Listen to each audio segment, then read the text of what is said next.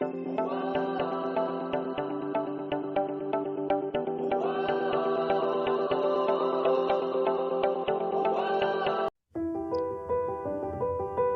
morning, everybody. It's your boy D-Mac, so let's talk. Well, as they commemorate this 9/11 attack, I was just sitting here reminiscing and thinking about where was I when 9/11 happened. And as I thought, it came to me really, really clear. I was working at a place called Guest Supply Company in Concord, North Carolina. Me and three of my best friends growing up, we worked there as forklift operators. And so that morning, we was just doing our regular thing. And we went to our 9 o'clock break, sitting in the break room, and we see the first plane hit the towers. You know, we're not really paying attention to the TV like that because we be so engulfed in our conversations, flaming each other up, just talking about things that's going on in our life that, you know, we'll glance at the TV every now and then. So when we saw the first plane hit the towers, you know, it was kind of glanced up and saw it, and, you know, you think, oh, well, this is a movie, or, wow, somebody just ran a little plane into a building. That's crazy. But we didn't know the magnitude of what was taking place. And then we saw the second plane hit a little while later, and it's like, man, something going on in New York, man. What's going on? And just to give you a little bit of backstory, our supervisor at the time, his name was Rajesh, and he was Indian. Yeah, he was Indian. He wasn't Iraqi or Middle or anything like that. He was Indian, but he looks like a Middle Eastern guy.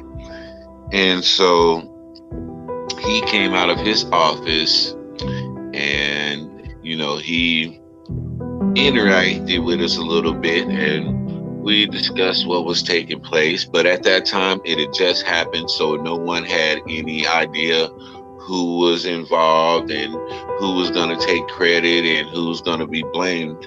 And so, you know, we were just talking about it, and like, yeah, this is serious. This is definitely going to be something different than just somebody accidentally ran into the towers, because that looked a little too coordinated for it to just be an accident.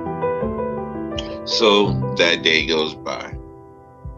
Fast forward about 2 or 3 days later, and they came out and they said that this terrorist organization could possibly be the ones involved, and the name Osama bin Laden started to float around, and people started to say the Muslims did it.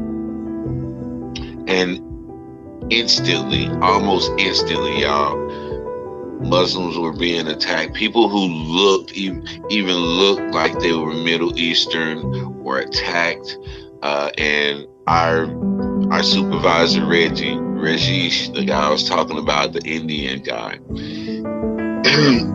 he looks very Middle Eastern. He just does. He has the bronze skin, has the deep accent, but he's Indian. He's a Hindu. He's not even a Muslim. And he was very, very shaken. When he came to work, you could tell that something was really, really wrong. And he was very short with us. He was very offensive. He was really guarded. And what's up with Reggie, man? What's going on with him? And then, you know, we began to realize what was going on. Okay, Reggie is being harassed or something. And, you know, there's a lead guy over us. And so we got him to kind of see feel him out, man, and see if he'll let you know what's going on or something, man, because this dude is tripping. So, you know what he do, and Yeah, people's harassing him while he is on his drive to work. If he stop at a stoplight, somebody look and see that he looks Middle Eastern, then they were antagonizing him, yelling crazy stuff out the windows at him, honking horns, trying to run him out. All types of crazy stuff going on at this time. And so it's like, man, it's probably best if you like take some vacation time off, just so you don't have to be out here traveling and exposing yourself to this type of stuff during this time, man. So Reggie took a little bit of time off, and we held things down at the job and stuff, man. But it was crazy to see just how quick people would flip on somebody because of an incident and a narrative that's been pushed without full information behind it. And they will blindly go out and attack people who even resemble what they supposedly hate.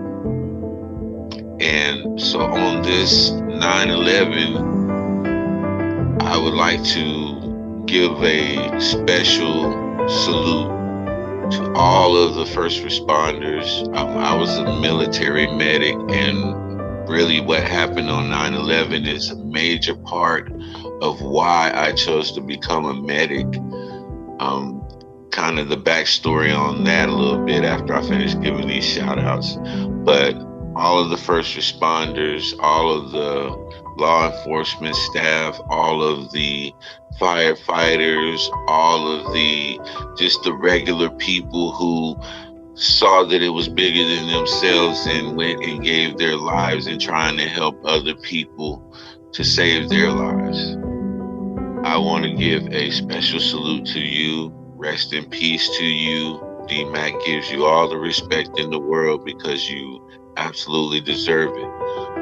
You guys are exactly what keeps America, the heart beating. Y'all are the heartbeat of the United States because of your selflessness and because of your courage. And so, yeah, I salute you guys for that. And rest in peace to every single one who lost their lives on this day. Now back to me becoming a medic. In 2005, about 2005, I got to Texas, and where I am in Texas is called Killeen, Texas, and this is one of the largest military installations in the world. And so there's a lot of deployments out of Fort Hood. And, you know, there were a lot of overwhelming moments for the medical staff around the hospitals and stuff. You have Army facilities, and at that time we had so many casualties coming back from Iraq and Afghanistan. It was the staff was overwhelmed at all of the hospitals, whether it was Walter Reed Hospital, whether it was Brooks Army Medical Center in San Antonio, whether it was Darnell down here in Killeen. Every military hospital was overwhelmed because they were understaffed for all of the casualties that were being brought back to the United States. Because, you know, they'll stop out. If this is how it goes, if you get injured in battle in Iraq or Afghanistan, if you get injured, they're going to see, if it's bad enough, they're going to send you to Germany for actual real care. And then from Germany on back to America, once they get you stabilized and once they get you to a point to where you can travel safely in your condition, then they'll send you from Germany to the United States to be cared for long-term care. And man, when they had so many bodies coming back that these hospitals couldn't deal with it because they were understaffed. And, you know, I was sitting on my butt chilling. I was working at Discount Tire at the time. Yeah, and I was sitting on the couch, and I remember seeing a Army commercial, and I remember seeing the story about the nurses that were overwhelmed, and they needed more people, and they needed more people who weren't afraid to deal with what's taking place, because a lot of people were in shock with everything that was going on. And so I was like, man, that's me. I don't like fold under pressure. When the pressure's on, I'm like just cool and calm all the way across the board. And that's been all through my life. It's just something that's been there. And so I always liked the medical field. I always loved to help people. That's in me to do. So it kind of made sense to me. I was like, well, a lot of us sit here on our butt and we talk about what should be done. And I'm going to be one of these people who are going to go and do my part. And so that's when I talked to my wife, and I made the decision to go, and I did. It's one of the best decisions I ever made in my life, but there's a whole lot that came with it, a whole lot of baggage that came with that decision as well. But I would make the same decision over if I had it to do again. And so I went and I gave my service to my country, and it was fueled by 9/11 and what I was seeing, not the event that happened, but the aftermath, the war, the fighting, and the bodies coming back, and the families that were hurting, and the people that were overwhelmed. So that's what pretty much got me in the military. That's pretty much what made me become a medic. And on 9/11, I was in Concord, North Carolina, at work as a forklift operator. These times in our life, we have to make mental note of, because if you don't remember things like this, then you're doomed to make the same mistakes. That's what's always been said. So this is your boy D-Mac, man. Once again, salute to all of those who lost their lives on this day. Rest in heaven. And y'all know what I say. Sticks and stones can break your bones, but the word can always heal you.